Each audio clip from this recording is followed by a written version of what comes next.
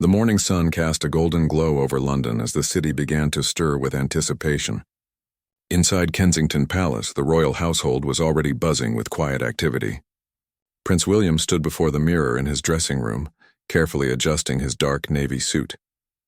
His fingers worked methodically on his tie, though his mind wandered to the day ahead. Westminster Abbey held a special place in his heart, filled with memories both joyous and solemn. Down the hallway, Catherine was helping Princess Charlotte with her coat. The young princess, now growing into a poised young lady, stood patiently as her mother smoothed down the fabric. Charlotte's eyes sparkled with excitement. She loved these public appearances, though she tried her best to maintain the composure expected of her. Her dress was a beautiful shade of blue, carefully chosen to be both age-appropriate and elegant. Catherine herself wore a stunning coat dress that perfectly balanced royal tradition with modern style. Prince George emerged from his room, looking remarkably grown up in his tailored suit. At his age, he was becoming more aware of his future role, though he still carried the innocent curiosity of childhood. He bounded down the stairs with barely contained energy, his polished shoes clicking against the marble floors. Louis, the youngest, was being helped by his nanny, though he insisted he could button his own jacket. His determination made everyone smile, even as they gently assisted him with the trickier fastenings. The family gathered in the entrance hall, and William felt a surge of pride looking at his wife and children. Catherine caught his eye and smiled, that knowing look they shared before public engagements. It was a mixture of readiness and mutual support, a silent acknowledgement of their partnership in all things. The children lined up instinctively, having done this countless times before, yet each occasion still carried its own unique weight. Outside, the royal convoy waited.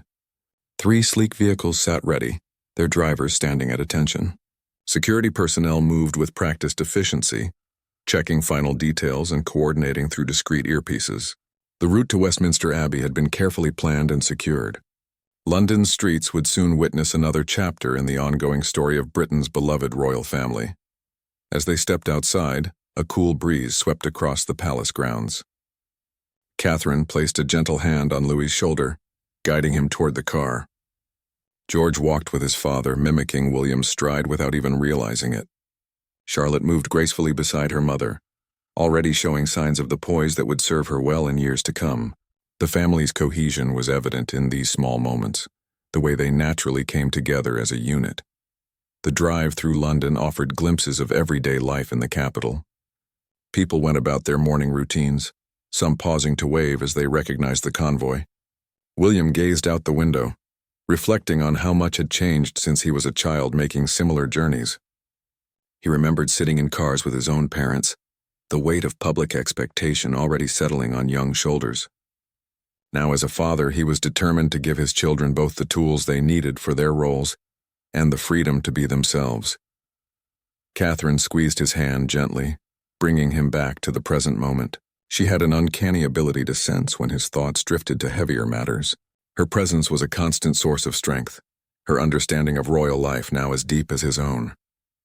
Together they had navigated challenges and celebrated triumphs, always putting their family first while serving their duty to the nation. The children chatted quietly among themselves in the back seats. George pointed out landmarks he recognized, sharing his knowledge with his younger siblings. Charlotte added her own observations, her vocabulary and awareness impressive for her age. Louis pressed his face against the window, fascinated by the changing scenery, occasionally asking questions that made everyone laugh with their innocent directness. As Westminster Abbey came into view, a noticeable shift occurred in the car. The children sat up straighter, their expressions becoming more composed. They had been taught the importance of these moments, how their behavior reflected not just on themselves but on the institution they represented. Yet William and Catherine had worked hard to ensure their children understood that being royal did not mean being perfect, only being respectful and genuine. The historic abbey stood magnificent against the morning sky, its Gothic architecture a testament to centuries of British history. This was where William and Catherine had exchanged vows, where coronations had taken place, where the nation gathered for its most significant moments. The building carried the weight of tradition, Yet it also represented continuity and hope for the future. Crowds had already begun to gather along the barriers, people hoping for a glimpse of the family. Security personnel were positioned strategically, their presence reassuring without being overwhelming. Media photographers checked their equipment one final time, knowing that the images captured today would be shared around the world within minutes. Inside the lead vehicle, William took a deep breath.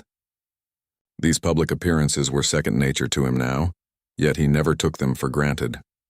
Each one was an opportunity to connect with people, to show gratitude for their support, and to demonstrate the values he hoped to instill in his children. Catherine adjusted her hair in the small mirror, her movements calm and practiced. The convoy slowed as it approached the Abbey entrance. Staff members stood ready to open doors and assist with the arrival. The moment was almost here. That transition from private family to public figures that they had learned to navigate so skillfully. William looked back at his children one more time, giving them an encouraging smile. They smiled back, ready to step out and fulfill their roles with grace and authenticity. The cars came to a gentle stop, and for just a moment, everything seemed to pause. Then the door opened, and Prince William stepped out first, turning immediately to offer his hand to Catherine. The waiting crowd erupted in cheers and applause, their enthusiasm genuine and heartwarming. This was the beginning of another memorable day, another opportunity for the royal family to capture hearts and remind everyone why they remained such an integral part of British life and culture. Catherine emerged from the vehicle with her characteristic elegance, her hand secure in William's grasp. The crowd's cheers grew louder as she stepped onto the pavement, her smile warm and genuine. She had mastered the art of appearing both regal and approachable, a balance that had endeared her to millions around the world. Her eyes scanned the gathering crowd briefly, acknowledging their presence with a gracious nod before turning her attention to the children. Prince George was next to exit, and cameras clicked rapidly as he stepped out with careful precision. He had grown so much in recent months, his features showing hints of the man he would become. There was something of his father in his serious expression, but his mother's warmth shone through when he allowed himself a small smile. He stood beside William, waiting patiently for his siblings, his hands clasped in front of him in a gesture he had learned from observing his father. Princess Charlotte followed, and a ripple of admiration swept through the crowd. She had inherited the best of both parents, her confidence growing with each public appearance. As she stepped onto the historic stone walkway, she glanced at the Abbey's magnificent entrance and then at the people gathered to see them. There was intelligence in her eyes, an awareness that went beyond her years. She moved to stand beside her mother, naturally taking her place in the family formation. Young Prince Louis emerged last, and his appearance brought audible sounds of affection from the onlookers. He was still at that delightful age where formality occasionally gave way to spontaneous expression. As he stepped out, he looked around with wide eyes, taking in the grandeur of Westminster Abbey and the sea of faces beyond the barriers. Catherine gently guided him into position, her hand resting protectively on his shoulder while allowing him the dignity of standing on his own. The family stood together for a moment, a picture of unity and grace. William and Catherine exchanged a brief glance, that silent communication that spoke volumes about their partnership. They had become experts at reading each other's subtle signals, knowing when to move forward, when to pause for photographs, and when to acknowledge the crowd. The children, having witnessed this coordination countless times, understood the rhythm without needing explicit instruction. The Abbey staff approached to greet them, led by senior clergy members in their ceremonial robes. William shook hands warmly, engaging in brief but meaningful conversation. Catherine greeted each person with genuine interest, her ability to make people feel valued, evident in every interaction. The children followed their parents' example, offering polite greetings and maintaining the respectful demeanor they had been taught. As they began moving toward the Abbey entrance, the family walked at a measured pace. This allowed the photographers to capture images and gave the crowd time to fully appreciate the moment. William walked slightly ahead with George, engaging his eldest son in quiet conversation. It was important to William that these occasions served as learning experiences, helping George understand his future responsibilities while still being present in the moment. Catherine walked gracefully with Charlotte and Louis, her hand alternating between holding Louis's small fingers and resting gently on Charlotte's back. She spoke softly to them, likely reminding them of what to expect inside and encouraging them with her calm presence. Charlotte listened attentively, nodding at her mother's words, while Louis bounced slightly with each step, his excitement barely contained despite his best efforts at composure. The pathway to the Abbey entrance was lined with officials and distinguished guests who had arrived early for the service. Each person stood a little straighter as the royal family approached, many bowing or curtsying in traditional greeting. William acknowledged each gesture with gracious nods, never rushing but maintaining a steady progression toward the entrance. Catherine's training in royal protocol was evident in how naturally she responded to each greeting, her warmth making even the most formal interactions feel personal. George noticed the architectural details of the Abbey, his gaze traveling upward to take in the soaring spires and intricate stonework. William noticed his son's interest and leaned down to share a quiet observation, pointing discreetly to a particular feature. This small exchange was captured by nearby cameras, a tender moment between father and son that would later delight royal watchers around the globe. Charlotte maintained her composure beautifully, though those who knew her well could detect the hint of excitement in her eyes. She loved history, and had asked numerous questions about Westminster Abbey before the visit. Being here, walking the same paths as countless historical figures must have thrilled her even as she maintained her royal bearing. She walked with her head held high, yet there was nothing stiff about her demeanor, only natural grace.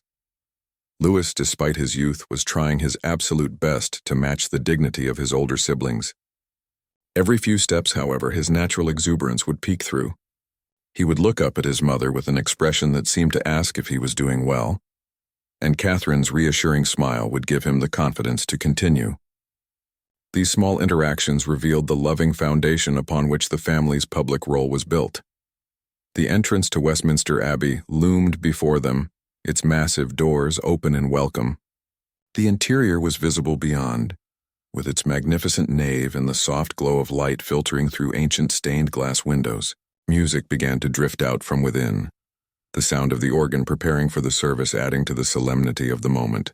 The family paused briefly at the threshold, a moment of transition between the public eye outside and the sacred space within. William turned slightly, ensuring his family was ready to proceed. Catherine adjusted Louis's jacket one final time, a maternal gesture that happened so naturally it seemed almost unconscious. George straightened his already perfect posture, while Charlotte smoothed her dress with practiced hands. They were ready, not just as royals fulfilling duty, but as a family united in purpose and affection. The moment they crossed the threshold into Westminster Abbey, the atmosphere changed. The ancient stones seemed to embrace them, the weight of history palpable in the air. Generations of royalty had walked these same floors, had stood beneath these same vaulted ceilings. Now William and Catherine were creating new memories here with their children, adding their own chapter to the continuing story of the British monarchy. Inside, the Abbey was filled with distinguished guests, all rising as the royal family entered. The children handled the attention with remarkable poise, walking carefully beside their parents down the aisle. The service ahead would be meaningful, but this entrance, this moment of the family together capturing hearts with their grace and genuine warmth, would be what people remembered most. The interior of Westminster Abbey embraced the royal family with its timeless grandeur. Centuries of history whispered from every corner, from the worn stone floors that countless feet had traversed to the soaring ceiling that seemed to reach toward heaven itself. The atmosphere was thick with reverence, yet the presence of William, Catherine, and their children brought a warmth that made the ancient space feel somehow more alive and connected to the present moment. As they processed down the central aisle, the soft lighting from the stained glass windows cast colorful patterns across their path. Louis's eyes widened at the dancing colors on the floor, and for a moment he seemed tempted to trace them with his feet. Catherine's gentle squeeze of his hand reminded him of the occasion's solemnity, though her expression held understanding rather than sternness. These were the small challenges of raising young children in the public eye, moments that required both discipline and grace. George walked with increasing confidence beside his father, his earlier nervousness seeming to fade in the Abbey's majestic embrace. He had been here before, of course, but each visit brought new awareness. Now at his current age, he could better appreciate the significance of this place, not just as a beautiful building, but as a symbol of continuity and national identity. William occasionally glanced down at his son, pride evident in his eyes, seeing in George both the boy he was and the man he would become. Charlotte's fascination with the Abbey was evident in the way her gaze traveled across every detail within polite boundaries. She had read extensively about Westminster Abbey, devouring books about its architecture, the coronations held within its walls, and the notable figures buried beneath its floors. Being here was like stepping into a living history book, and despite the formal nature of the occasion, intellectual curiosity sparkled in her eyes. Catherine noticed her daughter's engagement and felt a swell of maternal pride at the young mind developing so beautifully.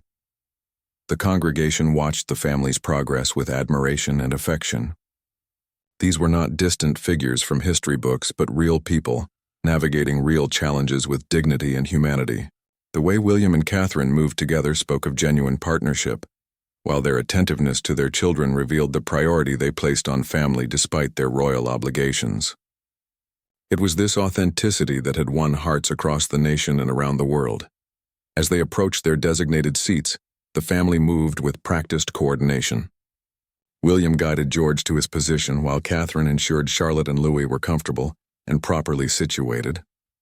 The children settled into their places, their earlier training evident in how naturally they adapted to the formal setting. Yet there remained something wonderfully normal about them, a reminder that beneath the titles and responsibilities, they were simply siblings sharing an experience. The service began with the resonant tones of the organ filling every corner of the sacred space. The music was powerful and moving, chosen to honor both tradition and the significance of the day. Louis sat very still, clearly impressed by the magnificent sound surrounding him. His small hand found Catherine's, seeking reassurance in the overwhelming grandeur. She held it gently, her thumb making small, comforting circles on his palm, a gesture invisible to others but immensely meaningful to her youngest child. Throughout the service, William and Catherine participated with genuine reverence. Their faith was not merely for show but an integral part of their lives, something they were working to pass on to their children in a meaningful way. When prayers were offered, they bowed their heads with sincere devotion. When hymns were sung, their voices joined the chorus with unself-conscious participation. These small actions spoke volumes about their values and priorities. George followed his father's lead carefully, standing when William stood, sitting when he sat, his young voice joining tentatively in the familiar hymns. There was concentration in his expression, a desire to do everything correctly, to honor both his family and the occasion. William occasionally leaned down to whisper something to him, likely words of encouragement or explanation, maintaining the bond between father and son even in this formal setting. Charlotte sat with remarkable composure, her attention focused on the clergy and the unfolding ceremony. She seemed to absorb every word, every gesture, filing away observations and impressions. When called upon to stand or sit, she moved with fluid grace, neither rushed nor lagging. Catherine observed her daughter with quiet admiration, recognizing in Charlotte a seriousness of purpose that would serve her well in the years ahead. Louis, despite his best efforts, occasionally fidgeted as young children do. His legs swung slightly under the pew and he shifted position every few minutes. But Catherine and William had prepared for this, never expecting perfection from one so young.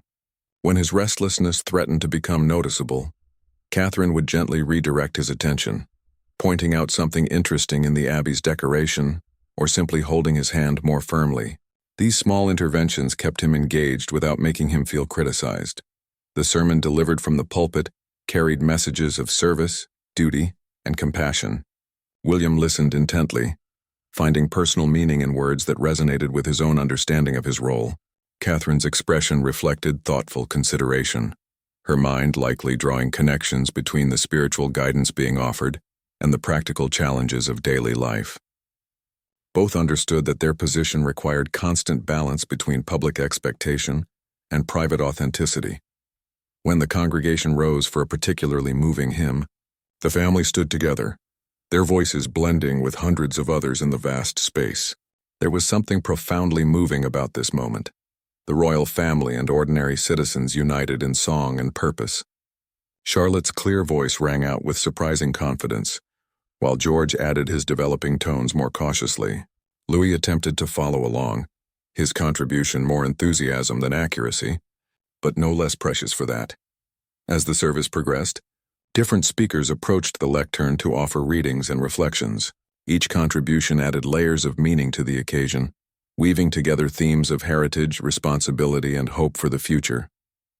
William and Catherine listened with evident respect, occasionally exchanging glances that communicated shared understanding. They knew that their children were absorbing these lessons, even if the full significance would only become clear with time. The Abbey's acoustics carried every sound with perfect clarity, from the rustle of programs to the soft clearing of throats. In this environment, even small sounds seemed magnified, which made the children's good behavior all the more impressive. They navigated the service with minimal missteps, their preparation and natural temperament combining to create a performance that was both appropriate and endearing. Near the service's conclusion, there was a moment of silent reflection. The entire Abbey fell into profound quiet, hundreds of people united in contemplation. In that silence, the weight of history and the promise of the future seemed to merge. William closed his eyes briefly, perhaps offering private prayers or simply absorbing the sacred atmosphere. Catherine's gaze rested on her children, her expression combining love, pride, and perhaps a whisper of protective concern for the paths they would walk. The final blessing was pronounced, and slowly the service drew to its close. There would be more to come, of course, greetings and conversations and photographs. But this portion, the spiritual heart of their visit, had been completed with dignity and genuine participation. The family had honored the occasion and the venue while remaining true to themselves. As the service concluded, the atmosphere in Westminster Abbey shifted from solemn reverence to warm fellowship. People began to rise from their seats. Quiet conversation started to bloom, and the space that had felt so formal moments ago now buzzed with gentle energy. William stood first, extending his hand to help Catherine rise, a gesture so automatic between them it happened without thought. The children stood as well, Louis stretching slightly after sitting still for so long, earning a small smile from his mother. The family would need to greet various dignitaries and guests before departing, and they moved toward the designated area with practiced ease. William's demeanor shifted subtly, becoming more relaxed and conversational while maintaining appropriate dignity. Catherine's natural warmth came to the forefront, her genuine interest in people making each interaction meaningful rather than merely obligatory. The children stayed close, observing how their parents navigated these social requirements. An elderly member of the clergy approached first, and William greeted him with obvious respect and familiarity. They spoke quietly for a few moments, the older man placing a gentle hand on William's shoulder in a fatherly gesture. Catherine joined the conversation, her respectful attention making the clergyman's face light up with pleasure. George stood nearby watching the exchange carefully, learning through observation how to balance formality with genuine connection. Charlotte was introduced to the wife of a visiting dignitary, a woman who immediately complimented her dress and composure during the service. Charlotte responded with gracious thanks, her manners impeccable, yet her response felt authentic rather than rehearsed. The woman seemed charmed, later commenting to others about the young princess's poise and natural intelligence. These small victories in public relations were being won not through calculation, but through the genuine character being nurtured in these children. Louis, meanwhile, had caught sight of the Abbey's famous choir, their robes flowing as they began to disperse. His fascination was obvious, and William noticed his youngest son's distraction. Bending down to Louis's level, William said something that made the boy nod eagerly. Together they approached the choir director, William making introductions and allowing Louis to express his admiration for the music. The director, delighted by the young prince's interest, spent a few moments explaining about the organ and the choir, giving Louis a memory he would treasure. As more guests approached to pay their respects, Catherine managed the flow with diplomatic skill. She had developed an intuition for knowing when to extend conversations and when to gracefully conclude them, ensuring everyone felt acknowledged without allowing any single interaction to dominate too much time. Her ability to remember small details about people, even those she had met only once before, made each person feel valued and seen. This gift for personal connection was one of her greatest strengths.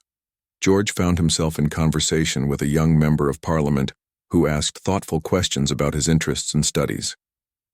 Rather than speaking down to the boy or asking only superficial questions, this individual engaged George as a thinking person. George responded with increasing confidence, discussing his love of history and his fascination with how governments work. William overheard parts of the conversation and felt gratified that his son was developing the intellectual curiosity necessary for his future role. A photographer requested a formal family portrait in front of one of the Abbey's magnificent architectural features. The family assembled naturally, having done this countless times before. Yet rather than looking stiff or uncomfortable, they appeared relaxed and genuinely connected to one another. William's hand rested protectively on George's shoulder, while his other arm encircled Catherine's waist. Catherine held Louis's hand while Charlotte stood confidently on the other side. When the photographer called out encouragement, they smiled genuinely, the kind of smiles that reach the eyes and speak of real happiness. After the formal photographs, there was a brief moment when the children were allowed to explore a bit under watchful supervision. Charlotte was drawn to a particular monument, reading the inscription with focused attention. A historian who specialized in the Abbey's treasures noticed her interest and approached, offering additional information. Charlotte listened raptly, asking intelligent questions that clearly impressed the expert. Her intellectual hunger was evident, and both William and Catherine encouraged this thirst for knowledge. Louis had been remarkably well behaved throughout the entire visit, but his energy was beginning to peak. Catherine noticed the signs, the slight increase in fidgeting, the way his attention began to scatter. She knew they needed to begin wrapping up the visit before exhaustion led to a breakdown. She caught William's eye and communicated this need with just a glance. He nodded slightly, understanding immediately, and began making their excuses to depart. The process of leaving required its own careful choreography. There were final handshakes and farewells, expressions of gratitude to the Abbey staff, and acknowledgments of the guests who had attended. William and Catherine moved through these requirements with smooth efficiency, never appearing rushed but steadily progressing toward departure. The children followed their lead, offering their own polite goodbyes when appropriate. As they made their way back toward the entrance, Louis's small hand firmly in Catherine's grasp, the family passed through shafts of colored light from the stained glass windows. The sight was breathtaking, and for just a moment they paused, allowing themselves to simply appreciate the beauty around them. These moments of mindful presence amid the rush of duty were important to both William and Catherine, teaching their children to find meaning and joy even in structured situations. George walked beside his father, and William draped an arm around his son's shoulders in a gesture of both affection and pride. They had navigated this public appearance together, and George had acquitted himself admirably. William wanted his son to know that his efforts were noticed and appreciated. The simple physical connection said what words might have complicated, creating a bond that went beyond mere duty to something deeper and more enduring. Charlotte had collected her thoughts during the visit, and as they walked, she asked her mother several questions about what they had witnessed and experienced. Catherine answered each inquiry thoughtfully, never dismissing or oversimplifying. These car rides and walks between events often became impromptu educational sessions, with Catherine and William using real experiences to teach their children about history, culture, and their role in the world. It was informal education at its finest, grounded in lived experience. The Abbey doors came back into view, and beyond them, the waiting world. The family could hear the distant sounds of the crowd that had remained, hoping for a final glimpse as they departed. There would be more photographs, more waves, more smiles, but there would also be the privacy of the car ride home, time to decompress and reflect, time to simply be a family without the weight of public observation. William paused at the threshold, looking back one more time at the magnificent interior. Westminster Abbey had been the site of so many significant moments in his life, from joyful celebrations to somber farewells. Each visit added new layers of meaning, new memories to carry forward. Now he was creating these experiences with his own children, passing on not just traditions but the values and perspectives that would help them navigate their unique paths. Catherine stood beside him, following his gaze, understanding without words what he was feeling. She squeezed his hand gently, bringing him back to the present moment. The children waited patiently, sensing the significance of this pause even if they did not fully understand it. Then together, the family stepped forward, ready to face the public once more before retreating to the sanctuary of family life. Stepping back through the grand entrance of Westminster Abbey, the family was immediately greeted by the enthusiastic cheers of the crowd that had patiently waited for their departure. The sound washed over them like a wave, carrying with it genuine affection and support. William raised his hand in acknowledgement, his smile broadening as he recognized the dedication of those who had stood for hours just to catch a glimpse of his family.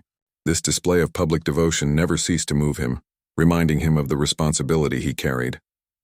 Catherine emerged beside him, and the cheers intensified. She had won the hearts of the British people through her grace, her dedication, and her obvious devotion to both her family and her duties. As she waved to the crowd, her engagement ring caught the light, that famous sapphire that had once belonged to Diana, creating a visual link between past and present. The symbolism was not lost on those watching, a reminder of continuity and the enduring nature of the monarchy.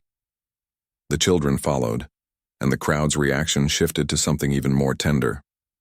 There was something universally appealing about seeing young people handling responsibility with such grace. George waved shyly, still learning to balance his natural reserve with the need to acknowledge public support. His gestures were becoming more confident with each appearance, evidence of growing into his role. Those watching could see the young boy and the future king existing simultaneously, a poignant reminder of time's passage. Charlotte stepped forward with her characteristic confidence, offering a wave that was both regal and completely natural. She had inherited her parents' ability to connect with crowds, seeming to understand instinctively that these people had given up their time to show support. Her smile was genuine, reaching her eyes and dimpling her cheeks. Several people in the crowd called out compliments about her dress and her behavior, and though she could not hear specific words over the general noise, the warmth of the sentiment reached her clearly. Louis emerged last, and his appearance brought audible expressions of affection from the assembled crowd. He was at that magical age where every gesture seemed to capture hearts, where the effort to be grown-up combined charmingly with natural childish spontaneity. He waved enthusiastically, perhaps a bit more vigorously than strict protocol might dictate, but his genuine joy was infectious. Catherine gently moderated his enthusiasm while allowing him to express his happiness, the perfect balance of guidance and acceptance. The family paused on the steps, allowing photographers a final opportunity to capture their image. William gathered his family close, creating a tableau that would appear in newspapers and magazines around the world. But this was not merely a photo opportunity staged for public consumption. The way he drew his children near, the protective yet proud stance he took, the glance he exchanged with Catherine, all spoke of genuine familial bonds that transcended their public roles. A few members of the crowd held signs expressing support and affection for the family. William noticed these and made a point of acknowledging them specifically, his wave directed to those who had taken the time to create these displays. Catherine saw a group of children waving small flags and drew Charlotte's attention to them, encouraging her daughter to wave specifically in their direction. These small acts of recognition meant everything to those receiving them, creating personal connections that would be treasured and retold. George stood close to his father, occasionally looking up at William as if checking to ensure he was conducting himself properly. William would catch these glances and offer small nods of encouragement or reassuring smiles.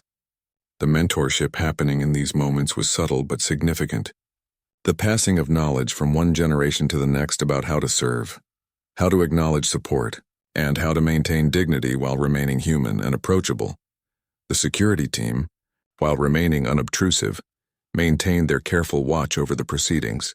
They had planned every detail of this departure, from the positioning of the vehicles to the exact route the family would take to reach them. Their professionalism allowed the family to focus on the public interaction without concern for safety, a necessary background support that made these appearances possible. William trusted them completely, having worked with many of them for years. As the family began their descent down the steps toward the waiting cars, they moved at a measured pace. This was intentional, giving people time to feel acknowledged and allowing the photographers to capture the images they needed. Catherine held Louis's hand firmly, ensuring his enthusiasm did not cause him to stumble on the historic stone steps. Charlotte walked independently but close to her mother, her posture straight and her movements controlled yet natural. The crowd pressed against the barriers, phones held high to capture personal photographs and videos. In the modern age, everyone wanted their own documentation of the moment, their own proof of having witnessed this small piece of history.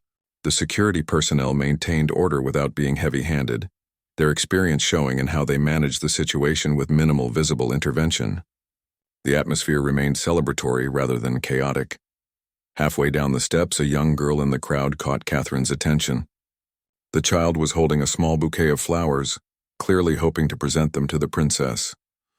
Catherine noticed the girl's hopeful expression and the way her mother stood protectively behind her. Making a quick decision, Catherine deviated slightly from the planned route, approaching the barrier where the child stood. The crowd held its collective breath as Catherine knelt down to the child's level, accepting the flowers with genuine gratitude.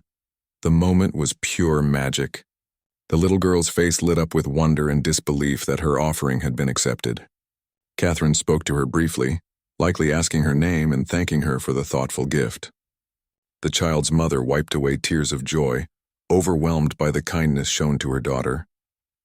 This spontaneous act of grace was quintessential Catherine, her ability to see and respond to individual moments of connection, even within the structure of official duties.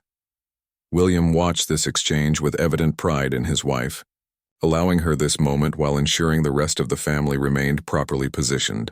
George observed his mother's interaction carefully, learning through her example how small gestures could create profound impact. Charlotte smiled at the scene, perhaps imagining herself in a similar situation in the future. Louis tried to see what was happening, rising on his toes to get a better view of his mother's conversation. Catherine rejoined the family, the bouquet now in her hand, and they continued their progress toward the vehicles. The crowd's cheers had taken on an even warmer quality, if that were possible. That brief interaction had exemplified why the royal family remained beloved. Their willingness to see individuals rather than just masses, to respond with humanity rather than mere duty. It was a lesson in leadership that went beyond any formal training. As they reached the waiting cars, staff members stood ready to assist. The vehicles gleamed in the light, their doors open in readiness. This was the final stage of the public appearance, the last moments before the family would retreat into relative privacy. William ensured each child was properly situated, his protective instincts in full display. Catherine arranged herself in the flowers she had been given, her movements efficient but unhurried. Before entering his vehicle, William turned one final time to wave to the crowd. The gesture was simple but meaningful, a final acknowledgement of the people who had come to show their support. George copied his father's action, his own wave growing more confident. Charlotte offered a final smile to the crowd and Louis bounced excitedly, his enthusiasm undiminished by the long event. Catherine waved as well, her grace evident in every movement. The family settled into their vehicles, the doors closing with soft, authoritative clicks. Through the tinted windows they could still see the crowd, though now they themselves were partially shielded from view. The emotional intensity of public appearances always required a transition period, a moment to shift from public personas back to private individuals.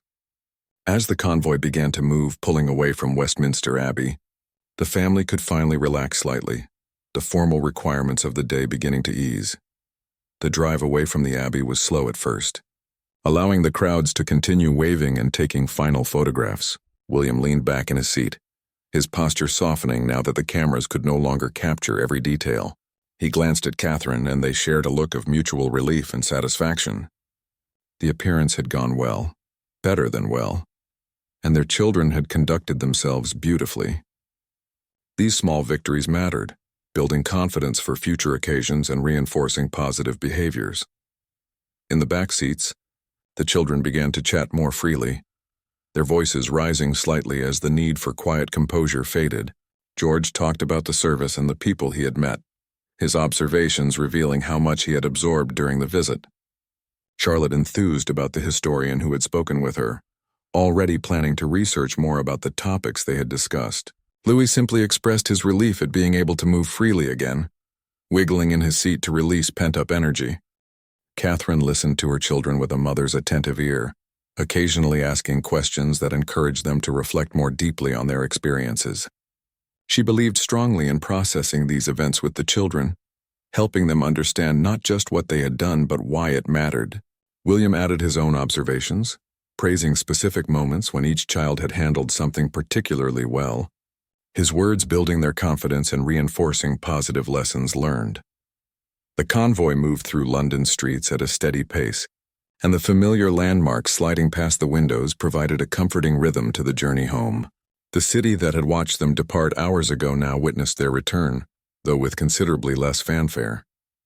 A few pedestrians noticed the official vehicles and paused to wave, receiving acknowledgments from inside even though the tinted windows made it difficult for the family to be clearly seen. This instinct to connect, to acknowledge support even in private moments, spoke to how deeply service had been woven into their identities. William's thoughts had already turned to the evening ahead. After these public engagements, he and Catherine had learned the importance of family time, of grounding their children in normalcy after hours of formality and scrutiny.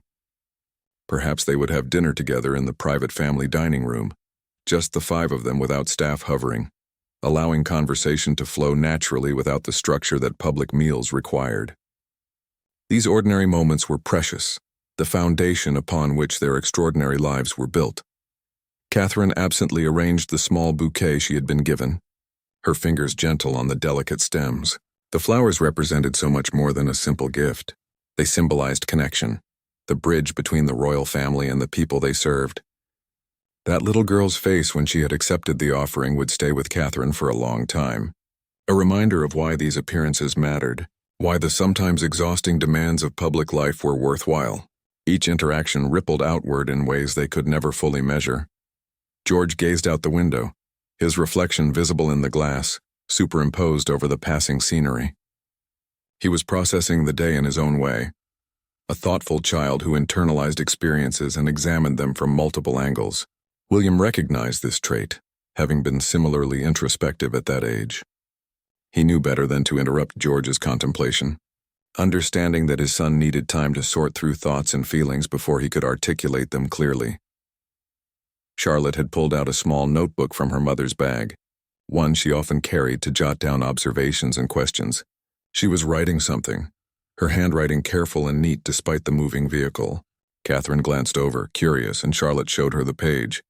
She had written down the name of the monument she had found interesting, and several questions she wanted to research. Catherine's heart swelled with pride at her daughter's intellectual curiosity and initiative. Louis, having released some energy through his earlier wiggling, now leaned against his mother's side, suddenly tired. The day had been long by anyone's standards, but especially for a young child who had maintained good behavior under challenging circumstances. Catherine wrapped her arm around him, pulling him close, and he snuggled into her warmth. His eyes were growing heavy, the excitement and effort of the day catching up with him. She stroked his hair gently, a timeless maternal gesture of comfort and love. As they neared Kensington Palace, William felt the familiar sense of homecoming. The palace was more than just a residence or a symbol of monarchy. It was home in the truest sense, the place where they could be themselves without performance or pretense. Within its walls, they were not prince and princess, not future king and queen, but simply William and Catherine, parents to 3 remarkable children, navigating the complexities of an unusual life with as much normalcy as they could create. The vehicles passed through the security gates, and the public portion of the day officially ended. The children perked up, recognizing the familiar surroundings and anticipating the freedom of being home. Even George, still contemplative, showed signs of increased animation. Charlotte closed her notebook with satisfaction, already planning how she would spend the evening pursuing her research. Louis stirred from his drowsy state, ready for whatever came next. The cars came to a smooth stop before the palace entrance, and staff members appeared to open doors and offer assistance. But the formality here was different, tempered by familiarity and genuine affection. These were people who had been with the family for years, who had watched the children grow, who understood the delicate balance between serving royalty and supporting a family. Their smiles were genuine as they greeted the returning family. William stepped out first, immediately turning to help Catherine, even though she was perfectly capable of managing on her own. It was habit born of care, A small courtesy he extended automatically. She accepted his hand with a smile that acknowledged both the gesture and its unnecessary nature. A private joke between them about his protective instincts. Together they helped the children from the vehicles, Louis being lifted down by his father with a playful swing that made the boy giggle. Inside the palace, the atmosphere shifted entirely. The children immediately became more animated, their movements less controlled, their voices rising to normal childhood volumes. Shoes were kicked off, formal jackets removed, the physical shedding of public personas. George headed toward his room, likely to change into more comfortable clothes. Charlotte asked if she could use the computer to begin her research, already focused on her next project. Louis asked about dinner, his appetite awakened now that he was home. William and Catherine retreated briefly to their private quarters, needing a moment to decompress before the evening routine began.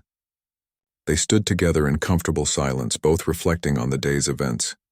William broke the quiet first, commenting on how well the children had done.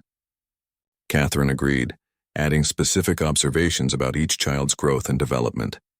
These debriefing sessions were important to them, opportunities to assess and adjust their approach to parenting under extraordinary circumstances. Later, the family gathered for dinner in the informal dining room. The meal was simple but delicious, the conversation flowing freely. George shared more detailed thoughts about the service and the conversations he had had. Charlotte talked enthusiastically about what she had learned and what she wanted to discover. Louis described his favorite parts of the day, his perspective fresh and unfiltered, bringing laughter to the table.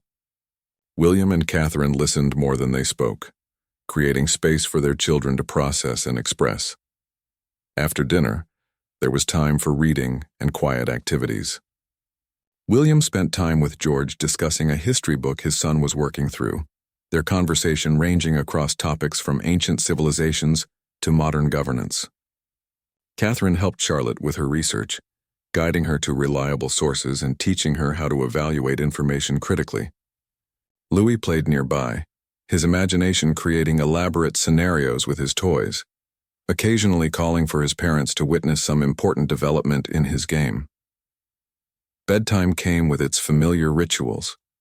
Each child was tucked in individually, receiving dedicated time with both parents. Prayers were said, books were read, and the small conversations that happen in the dimness of bedrooms covered everything from serious questions to silly observations.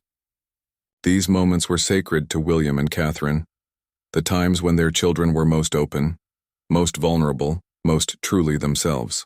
No matter how demanding their public schedules became, they protected these evening routines fiercely. Finally, with all three children settled for the night, William and Catherine found themselves alone together. They moved through their own evening routine in comfortable synchronization, the easy partnership of two people who had built a life together. They reflected briefly on the day, already turning their attention to tomorrow's obligations. But tonight, standing together in the quiet of their home, they felt the satisfaction of duty fulfilled and family nurtured.